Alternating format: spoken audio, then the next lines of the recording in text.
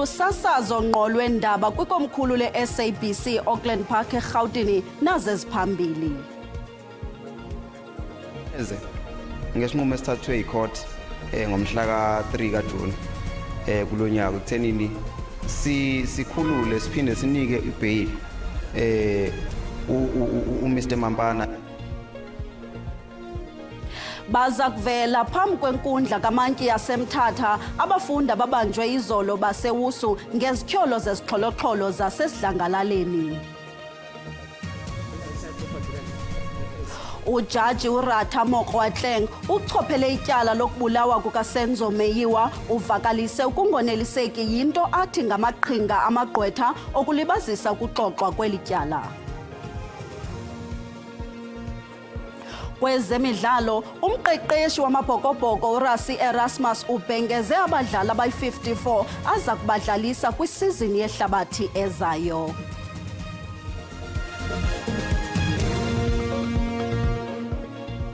Ndizibulisele kuni Mzontsundu, thina singoqala zive ondlebe ezithenta zifuba zithe gaqa kwindaba sesilungele kaloku kuniphakela kuvimba wethu wanamhlanje. Ngabafundi abahlanu beYunivesithi Walter Sisulu kwiziko laseMthatha eMpuma Koloni abaza kuvela phambi kwenkundla kaMantyi yaseMthatha bejongene nezityholo zokudala izixholo-xholo esidlangalaleni, ukutshisa, ukonakalisa impahla nokubetha. Aba bafundi babanjwe izolo ngethuba kuqhambuka izixholo-xholo kweli ziko lemfundo enomsila nezidalwe sisankxe ngokukhululwa ngebheyile komrhanelwa owanyaniswa nokubulawa komnye umfundi weli ziko. Intatheli yethu Nkululeko Nyembezi ulandela elinqaku. Singaphandle kwenkundla kaMantyi yaseMthatha nalapho kulindeleke ukuba kuvele abafundi abahlanu beYunivesithi yaseWalter Sisulu. Uzakhumbula uba ngosuku layizolo kubekho ungquzulwano phakathi kwabafundi kunye namapolisa, nalapho ke abafundi abahlanu bathe banqakulwa ngenxa yokuba mhlawumbe ejongene namatyala ke amane xa wonke elokwenza udushe kunye nelokutshisa nelinye ekuthiwa ke elokuhlasela mhlawumbe ngendlela zokulimaza bathi ke assault GBH nelinye ke elokutshisa. Namhlanje kulinde bavele apha ngaphakathi siyeva kwakhona ukuba ke akhona amapolisa athe afumana ukwenzakala amapolisa amane. Kodwa ke namhlanje sinaso isithethi se-SRC kwiYunivesithi yaseWalter Sisulu uSakhumzi Khambule. Sethena kokuqala ke emveni koba kwenzeke esisehlo, mhlawumbe ke make siqale apho kuba intoni le inenza inqumbo engaka. Mandibulele bhuti, ngiphinde ngibingelele ababukeli ekhaya. Singabafundi okokuqala nje mange ngithi besi asijabule neze ngesinqumo esithathwe yicourt ngomhla ka-3 kaJuni kulonyaka ekuthenini sikhulule siphinde sinike ibail uMr Mampana emva kokuthi edubulile wabulala omunye wethu, waphinde wazama ukubulala abanye ababili, wabese tholakala nesibhamu esingekho semthethweni. Lawo macala lawo ngokweza wami ngamacala anesisindo ngendlela yesimanga. Akwazeke ukuthi icourt ingathatha isinqumo sokuthi inikeze umuntu ibail okokuqala, phinde on top of that imnikeze ibail ka-10,000 rand after esenze amacala amangaka. So njenganabantu abawu-understandayo umthetho, njenganabantu futhi aba-affectekile ilento ngoba kubulawa omunye wethu sibhekile, njenganabantu futhi abafisayo ukuthi lelizwe kube yilizwe ezoba free, njengokushiwo ukuthi siphila kwi-freedom, lizoba free, singasabi ukuthi kuzoba khona abantu abazobribe emacaleni uma mhlambe thina si-victimize.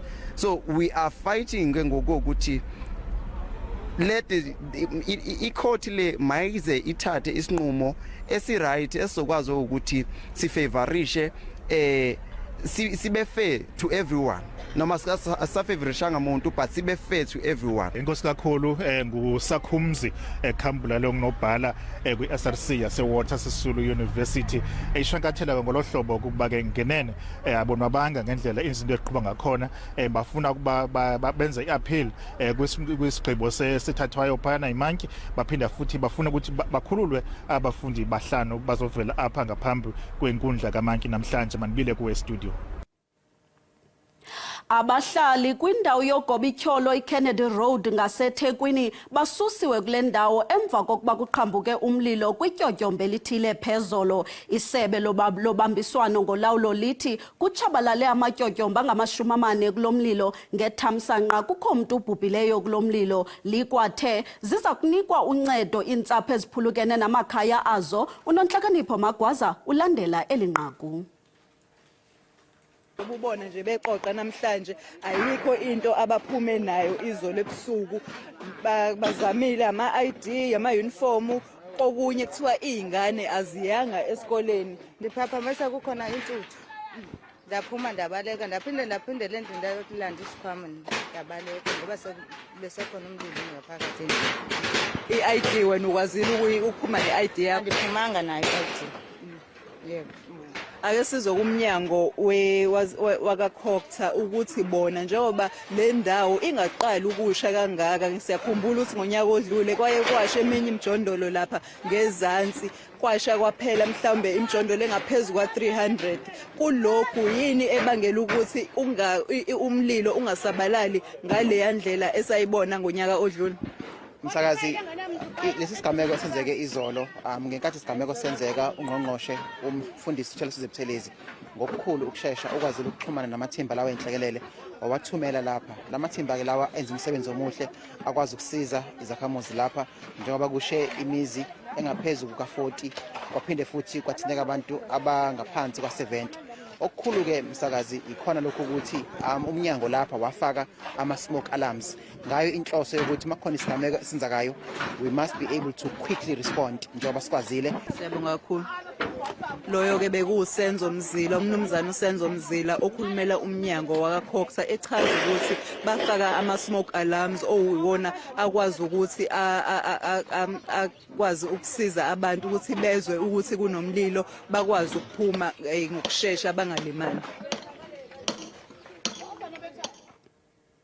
Liyaqhuba namhlanje ityala lokubulawa owayesangwa ngumdlali webhola ekhatywayo uSenzo Meyiwa kwinkundla ephakamileyo yasePitoli. Phambi kokuba iqalise iseshoni yenkundla, ujaji echophele eli tyala ujaji Ratamu Kgwatleng ixeke kabukhali amagqwetha athi alibazisa eli tyala ngezizathu ezingavakaliyo, ewabongoza ukuba abeke phambili ukuqukunjelwa kweli tyala nelitsale iminyaka kungade kufunyanwe ubulungisa. Ukanti iyaqhubeka iseshoni yokuhlaba ngemibuzo uBrigadier Bongani Gininda.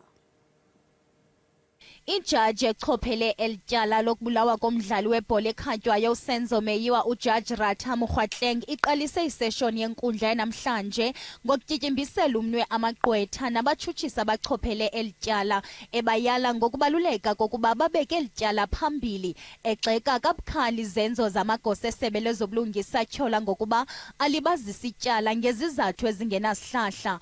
Oku kuza emva kokuba uadvocate Charles Mnisi efake imbalelwano yesicelo sokuba ucela ungabikho ngomvulo kule veki izayo nanjengoko eza kubethatha inxaxheba kumdyarho weComrades Marathon. Ujaji Kgwatleng uthi sekulithuba elide usapho lakwaMeyiwa nabemi boMzantsi Afrika bekhala ngokutsala kweli tyala kungade kwenziwe bulungisa. This case, people are talking justice delayed, justice denied, 10 years, no justice.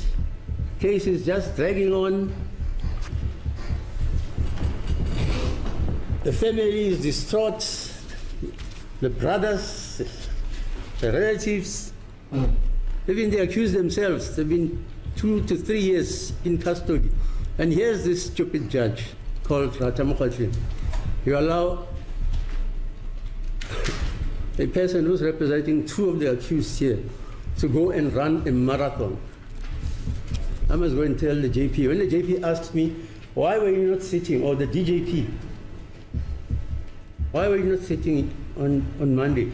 No, we're waiting for Advocate Nisi to come drive back to Joburg, to wherever, because he was running a marathon. If Mr. Nisi doesn't want to come to court on Monday, that's his business. Intloko yophando uBrigadier Bongani Gininda kule veki uziphikile izityholo zokuba umtyholo wokuqala umuzi Sibiya wahlaselwa phambi kwakhe.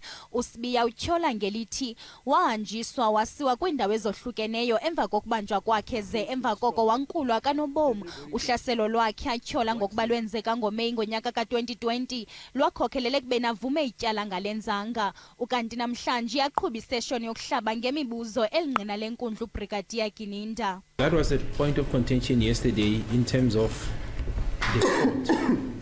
The sport where he moved to, or where it's alleged that he moved to, that is now from Forsterres, Albert. And the point of contention from my side, my lord, was that the spot that I met him in my evidence was at the police station, parking. El tyala lisaqhuba. Sinamkele kwakho kwabo basanda ukungena xa sihlabela mgama. Umphathiswa wezezimali uphuhliso loqoqosho nezokhenketho kwiphondo lomntla-Koloni unkosikazi Venus Blenis Magage uphinde wathi thaca ulwabiwo-mali lwephondo olubalilelwa kwi-71.6 billion rand yonyaka-mali ka-2025-2026. Oku kusemva kokuba umphathiswa wezezimali u-Enoch Godongwane enike ngempumelelo uhlahlo lwabiwo-mali lwesithathu kule nyanga iphelileyo. Uninzi lwesiqamali kwingxili yeli phondo ityalwe kumasebe ezempilo nelezemfundo. Inhlaninge yamasebe athiwe jwaxe ngezigidi zerandi wambi abelwa iibhiliyoni zerandi ukuhlangabezana nemfuno yonikezelo lwenkonzo. Isebe lemfundo elisamokana namatyala ezikolo ezityala omasipala lapelwe iibhiliyoni ezisibhozo zerandi. Elezempilo elihlaziya izibhedlele linikwe i-6.8 billion randi, elezenhlalonhle 1 billion. Logama elezemidlalo ubugcisa nenkcubeko lifumene isabelo se-400 million randi. I am pleased to report that provisional allocations have been made available and earmarked for critical priorities in health and education. Additional resources have been set aside to address compensation of employees' pressures, supporting the absorption of 2025-26 wage agreement. Umphathiswa ukwazibophelele ekuhlawuleni amatyala komasipala.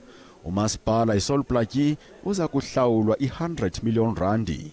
An amount of 224 million is provided in the 2025-26 financial year towards debt redemption, and we will formally request the Standing Committee on Public Accounts, SCOPA, to start engaging with the necessary processes of the legislature in engaging the affected departments. I-EFF ilwamkele ulwabiwo-mali yazigwagwisa ngokunyanzelisa injoli yesizwe iphinde ihlaziye uhlahlo-mali. Logama EDA igxeka izigidi eziphoswe kumasipala iSolplaatje. The government of the Northern Cape and their ability to bring real tangible changes to communities out there to translate the funds for public benefit remains unchanged. Isabelo kumasebe olawulo, iofisi yenkulu baphathiswa ifumana ngaphaya kwama300 ezigidi. Indlu yowisomthetho i-222 million randi. Abahlali basechulunca kuqumbu kwiphondo lempuma Koloni batyhola umasipala ikumkani Mhlonhlo ngokusilela ukugcina iziseko zophuhliso zendlela. Oku nanjengoko iibhlorho eziliqela zisamoshakele emva kwemvula ezimandla. Abahlali bamemelela ukuba kubekho isombululo esisigxina nanjengoko igrabile emane isetyenziswa ithe gqolo ukukhukhuliswa zimvula. Le bhlorho inceda iilali eziliqela kwaye kube lula ukufikelela ezikolweni kunye nasemisebenzini. Sele kulithuba imane imoshakala ishiye uluntu lungakwazi ukuwela. Iba ilakhi nje uba kube kunyaka engadiliki ngawo, kodwa kulo nyaka idilike kabini uba ndikhumbula kakuhle, idilikile ngoMatshi zama izinto zonke ngci. Ibhlorho yaseNxothwe igqitye ukukhiwa ekupheleni konyaka ophelileyo, kodwa nayo sele imoshakele. Uyisebenzisa siqale ekupheleni kukaNovemba yonakala ngoMatshi 2025. Abantu ngokokwabo ngezandla zabo baphindela kulindala balungisa lindala. Iindlela nezinye ibhlorho ezincinci zikwimeko yemaxongo. Kuthiwa indlela kaNational isuka kuqumbu eyoqhagamshela eMaxliye njembimbi inamaxesha ongahambeki yindlela esicinga uba ibaluleke kakhulu le ndlela kuthi. Ukanti umasipala wekumkani Mhlonhlo kunye nesebe lezothutho bathi bazama ukuqubisana noku. Sithumela amabutho ethu ke ukuba ayokuhoyana nale yesithathu neyokugqibela engekalungi. Abahlali bathetha into eyiyo xa besithi soloko sikhukhuliseka ngamanzi. Igqiza ebelisuka kwaWard 16, Ward 22 noWard 23 luye lwanentethathethwano nosodolophu kunye nomthunywa wesithili kwisebe lezendlela nothutho malunga nesicwangciso sokwakha ibhlorho. Uluntu lumemelela kungenelelo olukhawulezileyo kuba oku kuchaphazela izithuthi nanjengoko iinkonzo zikude noluntu. Ndingulwandile Mbulali kuQumbu.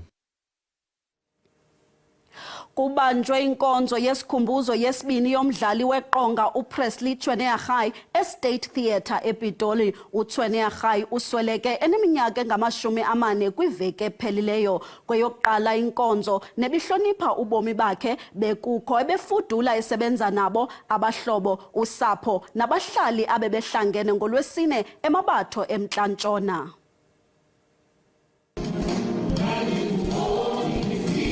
Obesaziwa njengoCobreezy bambi besithi Mukhwepha ushiye uninzi luthe nkamalala emva kwesithwakumbe sokulishiya elimiweyo eneminyaka engama-40 kwiveki ephelileyo.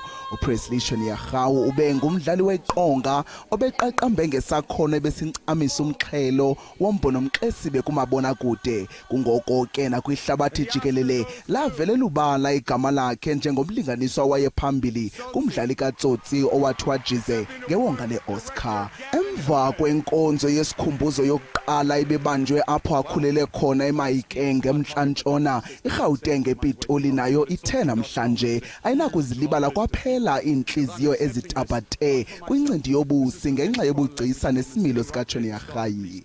Kambe ke umhlobo nobekwasebenza naye njengomqulunqi kumdlalo kaThe River ubonga Phesi Vilakazi umbabaze uTshweneyagae njengoba yimvuze bububele ethobekile ekwakuthanda ke nokuqhula xa kushicelelwa imidlalo yeqonga.